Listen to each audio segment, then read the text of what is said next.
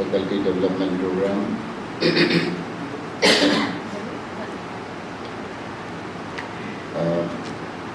Actually, when I was asked to speak a few words in front of you, I was very delighted because I get very little chance of talking in front of people. I work in an institute. I think most of you have seen Anandaram Borua Institute of Language, Art and Culture. It's located in North Guwahati. North spelling is N-O-R-T-H, but I spell it with only N-O-T. It is not Guwahati. So it is secluded in a very serene locality on the banks of the river Brahmaputra. Facing the river Brahmaputra, we sit there and we silently work, only a few people, a handful of people. One of our colleagues is Dr. Kumar. He is a participant in this program. We have only 15 people, including everybody. So we find very little chance to talk the whole of the year. So whenever I am invited, I come to talk just in order to revise my skill of talking. If you don't talk, then you will forget talking.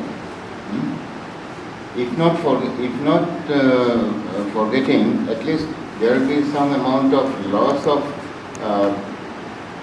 what you call this art of speaking, the eloquence.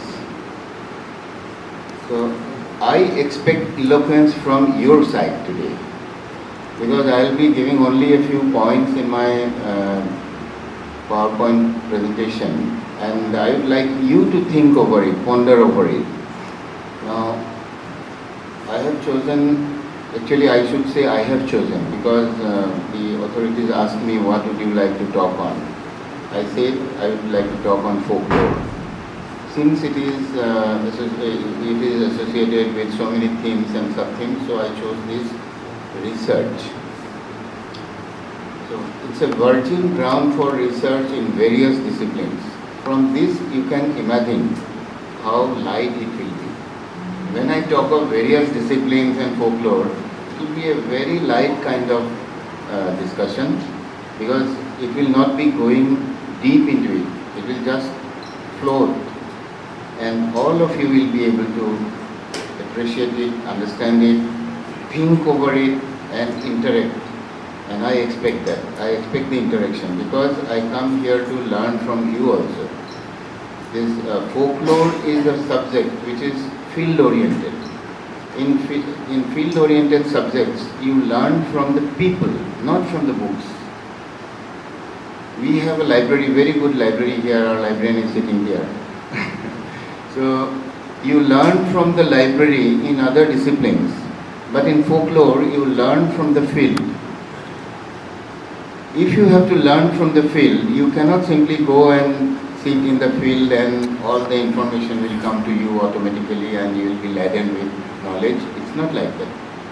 You will have to ask people, and you will have to let them speak, and you will have to listen to them. That is folklore. The knowledge of the folk, that is folklore. So in every discipline, now when I'll be talking about the other disciplines, you will find that we have somehow or other associations of these disciplines with folklore. That is why perhaps in the university there was a system of declaring allied subjects. Every subject has some allied subjects, and folklore has the highest number of allied subjects. In Guwahati University, the university has given the highest number of allied subjects in folklore. In folklore, everybody can enter. The departments of literature, political science, economics, philosophy, linguistics, then some science subjects, anthropology, botany, everybody can enter.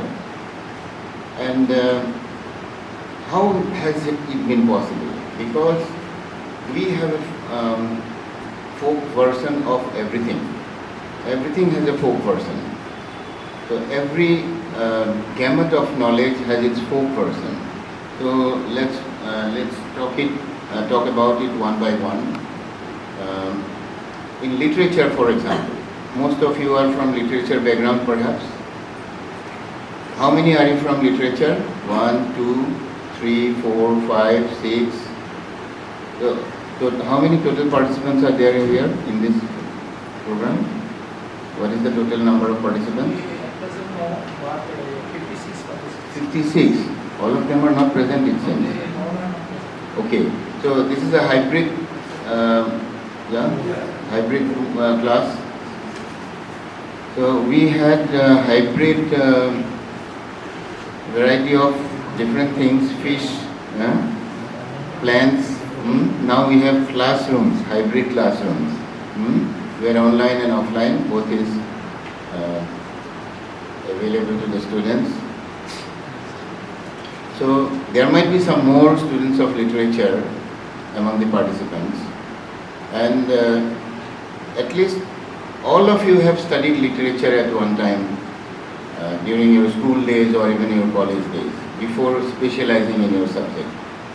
You began specializing in master degree only. Before that, all of you have studied literature, at least English literature was compulsory up to graduation, and Assamese literature was optional in graduation. You could choose alternative English perhaps. This system is there even now, and in higher secondary it was compulsory. So you are familiar with literature. What is it? It is a study of the creative mind of the human existence. We have these genres of novels, short stories, poetry, then we have the critical writings, then history of literature particularly. So in this way, we study everything. But there is one chunk which is there in every literature subject, that is oral literature. In every literature subject, there is either oral literature or folk literature. It is also known as the folk literature, which is also known as the verbal art. So, in oral literature, what is studied? In oral literature, you study, except novel and short story, you study everything. Of course, excluding modern poetry. Poetry is studied in literature. And in folklore, you study oral poetry or folk poetry. Then you study the epics. Epic is a common subject for folklore as well as literature. Then myths. Myths are also studied in literature as well as in folklore. Then tales. Tales are studied only to a certain level in literature subject. Then you have the legends. Then folk poetry. Now, I would like to mention one thing, that is Shruti. Do you know what is Shruti? This is an Indian word, Sanskrit word. Can anybody tell me what is Shruti from the participants? Which you hear, that is heard. Okay, that is evident. Shruti is from Shravan, Srinu, listen. So Shruti is heard, that is oral. We have oral as well as oral. The term oral